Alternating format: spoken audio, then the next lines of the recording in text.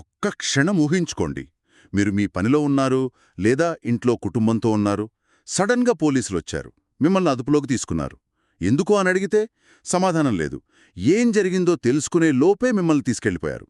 ఆ నిస్సహాయత, ఆ గందరగోళం, ఆ క్షణంలో మీకేమనిపిస్తుంది? మన రాజ్యాంగం మనకిచ్చిన హక్కులకక్కడ విలువేముంది? ఈరోజు మనం సరిగ్గా ఇలాంటి ఒక కీలకమైన అంశం గురించే లోతుగా చర్చిస్తున్నాం. విహాన్ కుమార్ వర్సెస్ హర్యానా రాష్ట్రం కేసులో సుప్రీంకోర్టు ఇటీవల ఇచ్చిన ఒక చారిత్రాత్మక తీర్పిది. ఈ తీర్పు మనందరి స్వేచ్ఛకు, హక్కులకు సంబంధించిన ఒక చాలా ముఖ్యమైన విషయాన్ని తేల్చి చెప్పింది. ఇది కేవలం ఒక కోర్టు కేసు కాదు, ప్రతి పౌరుడికి తన హక్కుల పట్ల అవగాహన కల్పించే ఒక పాఠం. మీరు చెప్పింది నిజం. ఈ తీర్పును కేవలం చట్టపరంగానే కాదు, ఒక సామాజిక దృక్కోణం నుంచి కూడా చూడాలి. అధికారం, వ్యక్తిగత స్వేచ్ఛ మధ్య ఉన్న ఆ సున్నితమైన గీతను ఇది ఎలా పునర్నిర్వచించిందో మనం పరిశీలిద్దాం. ఈ కేసులోని వాస్తవాలు, వాదనలు మరియు అంతిమంగా సుప్రీంకోర్టు నిర్దేశించిన సూత్రాలు ప్రతి ఒక్కటీ మన స్వేచ్ఛకు ఎలా రక్షణ కవచంగా నిలుస్తాయో అర్థం చేసుకుందాం. అయితే ముందు ఈ కథ ఎక్కడ మొదలైందో చూద్దాం. ఈ విహాన్ కుమార్ ఎవరు? ఆయనపై వచ్చిన ఆరోపణలేమిటి? విహాన్ కుమార్ అనే వ్యక్తిపై మార్చి 2023లో ఒక ఎఫ్ఐఆర్ నమోదైంది. ఆరోపణలు కూడా చాలా తీవ్రమైనవి.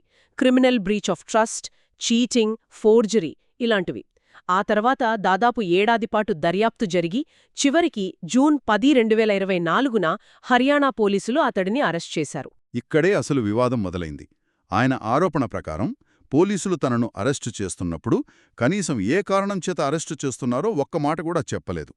ఇది వినడానికి చాలా చిన్న విషయంగా అనిపించవచ్చు, కానీ ఇక్కడే ఒక వ్యక్తిరొక్క ప్రాథమిక హక్కుకు సంబంధించిన పెద్ద ప్రశ్న దాగి ఉంది. చిన్న విషయం అస్సలు కాదు, ఇది చాలా తీవ్రమైన అంశం. అంతేకాదు, ఈ కేసులో మరో కలవరపరిచే కోణం కూడా ఉంది. అరెస్టు తర్వాత విహాన్ కుమార్ అనారోగ్యానికి గురైతే అతడిని హాస్పిటల్లో చేర్చారు.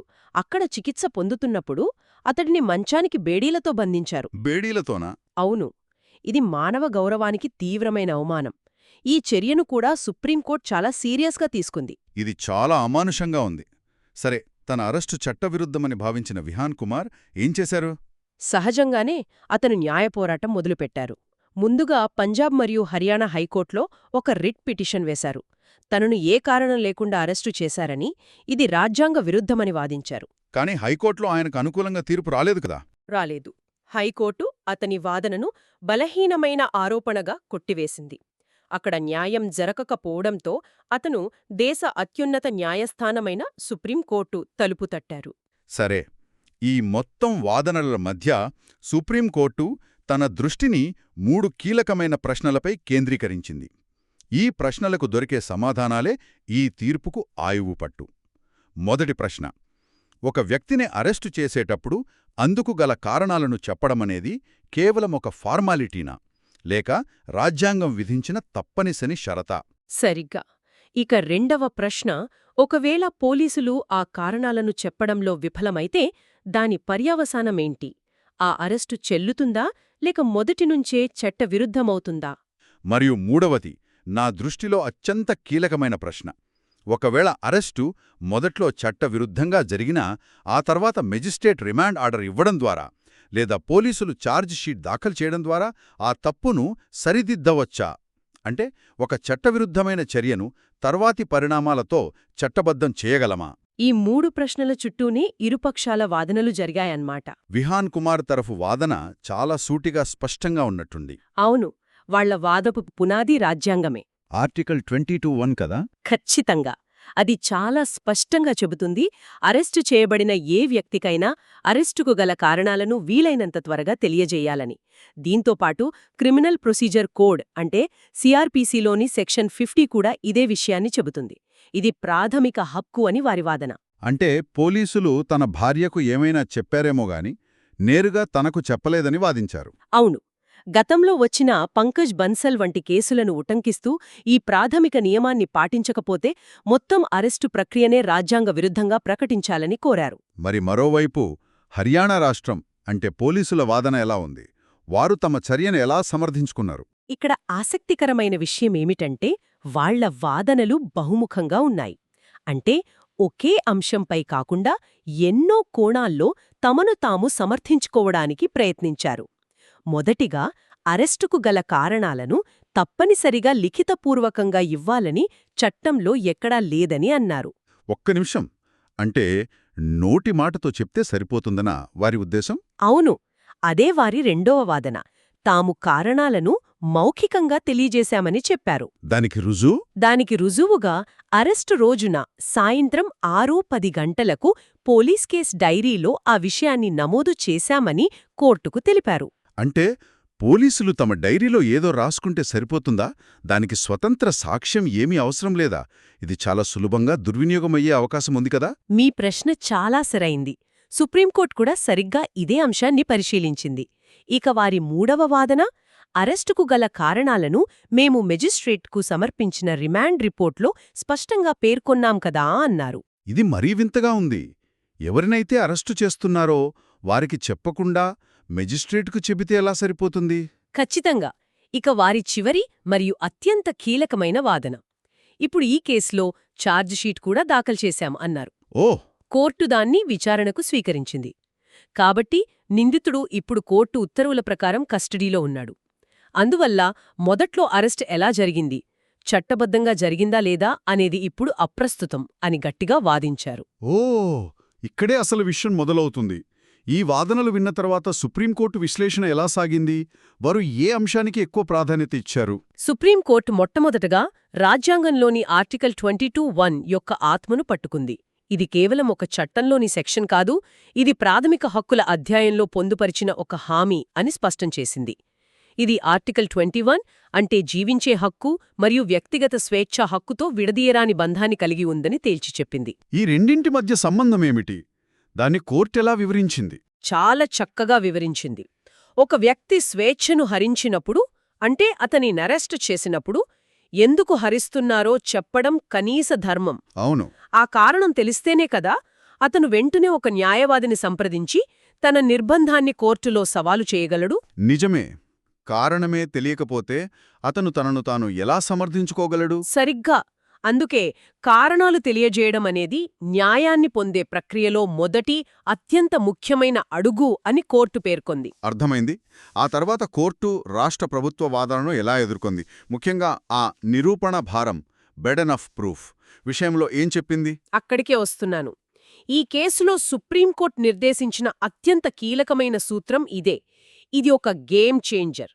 అరెస్టు చేయబడిన వ్యక్తి కోర్టు ముందుకొచ్చి నన్ను అరెస్టు చేసేటప్పుడు కారణాలు చెప్పలేదు అని ఒక్కమాట చెబితే చాలు. అప్పుడేమవుతుంది? ఆ తర్వాత తాము చట్టాన్ని పాటించామని, నిందితుడికి అర్థమయ్యే భాషలో కారణాలు చెప్పామని, ఆధారాలతో సహా నిరూపించాల్సిన పూర్తి బాధ్యత పోలీసుల మీదే ఉంటుందని కోర్టు తేల్చి చెప్పింది. ఆ బాధ్యత పోలీసుల మీదకు మారుతుందన్నమాట. అవును. పౌరుడు తాను చెయ్యని పన్ని నిరూపించాల్సిన అవసరం లేదు. అధికారులు తాము చేసిన పన్నే నిరూపించుకోవాలి. ఇది మొత్తం అధికార సమీకరణాన్ని తలకిందులు చేస్తుంది. అద్భుతం. ఈ సూత్రమాధారంగా పోలీసులు చూపించిన కేస్ డైరీ ఎంట్రీని కోర్టు అంగీకరించిందా? లేదు. ఆ డైరీ ఎంట్రీ చాలా అస్పష్టంగా ఉందని, తరువాత ఆలోచించి రాసిందిగా ఉందని కోర్టు వ్యాఖ్యానించింది. కేవలం కారణాలు తెలియజేశామని ఒక లైన్ రాయడం సరిపోదు. ఆ సమయంలో ఏమి చెప్పారో ఆ వివరాలు రికార్డులో ఉండాలని స్పష్టం చేసింది. మరి నిందితుడు భార్యకు చెప్పామన్న వాదన? దాన్ని కూడా కోర్టు పూర్తిగా తోసిపుచ్చింది. ఆర్టికల్ 22(1) కింద హక్కు అనేది అరెస్టైన వ్యక్తికి చెందింది, వారి కుటుంబ సభ్యులకు కాదు అని చాలా స్పష్టంగా చెప్పింది. మరి రిమాండ్ రిపోర్ట్లో కారణాలు రాశాం కదా అన్న వాదన సంగతి? దాన్ని కూడా కోర్టు అంగీకరించలేదు. రిమాండ్ రిపోర్ట్ అనేది అరెస్టు తర్వాత మెజిస్ట్రేట్కు సమర్పించే పత్రం. అది నిందితుడికి తెలియజేయటానికి ప్రత్యామ్నాయం కాదు. కాదు. నిందితుడికి అరెస్టు సమయంలోనే కారణాలు తెలియాలి, ఆ తర్వాత కాదు అని స్పష్టంగా చెప్పింది. అయితే రాష్ట్ర ప్రభుత్వం చేసిన చివరి బలమైన వాదన, ఛార్జిషీట్ దాఖలు చేశాం కాబట్టి పాత తప్పులిప్పుడు అప్రస్తుతం అన్న వాదనపై కోర్టు ఎలా స్పందించింది? ఇది చాలామందికొచ్చే సందేహం. దీనిపై సుప్రీంకోర్టు చాలా గట్టిగా చారిత్రాత్మకమైన వ్యాఖ్యలు చేసింది. ప్రారంభంలోనే చట్టవిరుద్ధమైన ఒక చర్యను తర్వాతి పరిణామాలతో సరిదిద్దలేము అని స్పష్టంగా చెప్పింది. దీని అర్థం చేసుకోవడానికి ఒక చిన్న ఉదాహరణ.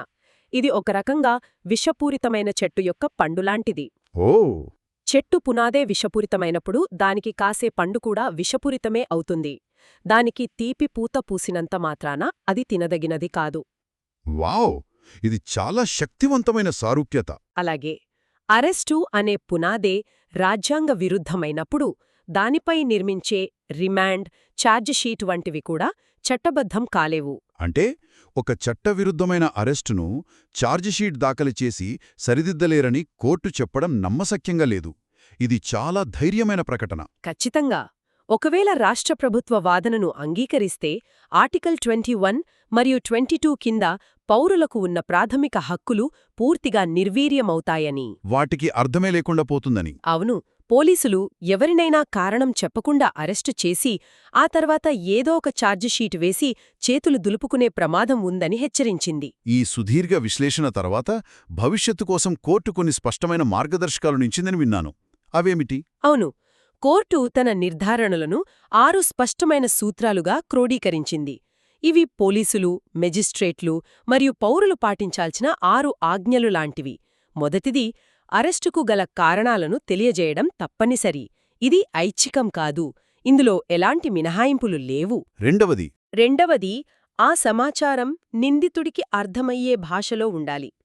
కేవలం చట్టపరమైన పదజాలం వాడితే సరిపోదు. అతనికి అర్థమయ్యేమా స్పష్టంగా చెప్పాలి. అది అర్థవంతమైన కమ్యూనికేషన్ అయి ఉండాలి. ఖచ్చితంగా. ఇక మూడవది, మనం ఇప్పటికే చర్చించుకున్నదే.